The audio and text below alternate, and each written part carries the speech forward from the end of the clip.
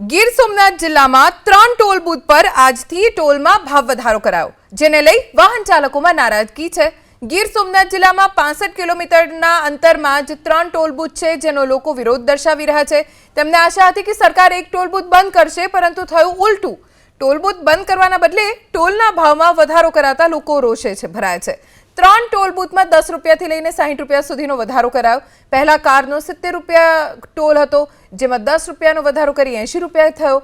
Truck અને બસના 235 થી 270 રૂપિયા થઈ ગયા।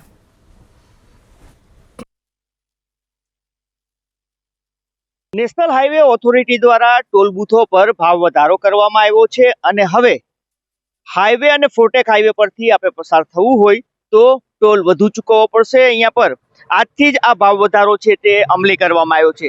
આ ગીર સોમનાથ જિલ્લાનું વેળવા ટોલ બૂથ છે। ગીર સોમનાથ જિલ્લામાં કુલ 3 ટોલ બૂથ છે।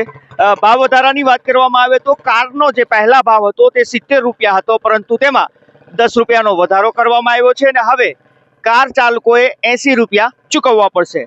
બસ અને મિની ટ્રકના 235 રૂપિયા ભૂતકાળમાં હતા, પરંતુ હવે આમાં 35 રૂપિયાનો વધારો આવ્યો છે અને 270 રૂપિયા છે તે હવે બસ અને મિની ટ્રક ચાલકોએ ચૂકવવા પડશે। બલેરો અને મિની બસ છે તેના 110 રૂપિયા હતા, જેમાં 20 રૂપિયાનો ભાવ વધારો થયો છે અને 130 રૂપિયા ચૂકવવા પડશે।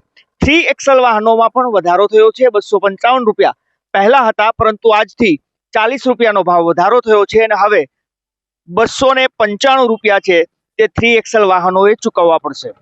MAV વાહનો જેના 365 રૂપિયા હતા, 60 રૂપિયાનો ભાવ વધારો થયો છે અને હવે 425 રૂપિયા ચૂકવવા પડશે।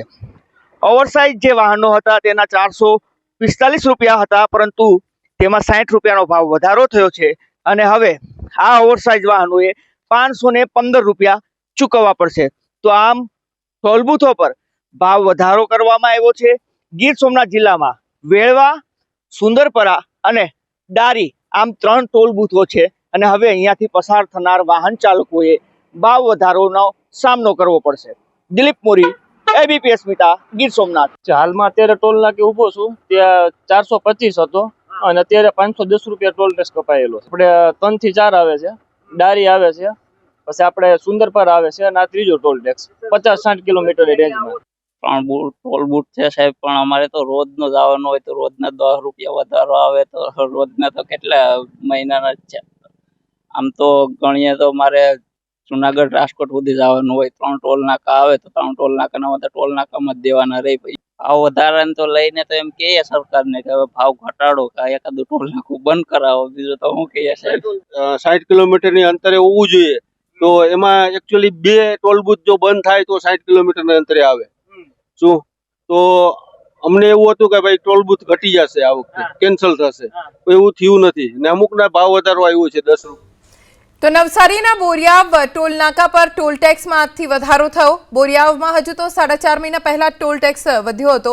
ગત નવેમ્બર મહિનામાં ટોલ ટેક્સમાં 70% જેટલો તોતિંગ વધારો કર્યા બાદ ફરી વધારો થતા વાહન ચાલકોમાં રોષ ફેલાયો। સ્થિતિ એવી છે કે ટ્રક ચાલકે ટોલ ટેક્સમાં વધેલા ભાવ વધારાનો વિરોધ કર્યો અને ટોલ નાકાના કર્મચારી સાથે બોલાચાલી કરી। ફક્ત 15 કિલોમીટર જવા માટે ટ્રક ચાલકોને 215 રૂપિયા ચૂકવવા પડે છે। નેશનલ હાઈવે ઓથોરિટીએ ટોલ ટેક્સમાં વધારો કરતા અહીંથી પસાર થતા 30,000થી વધુ વાહન ચાલકોને અસર થશે।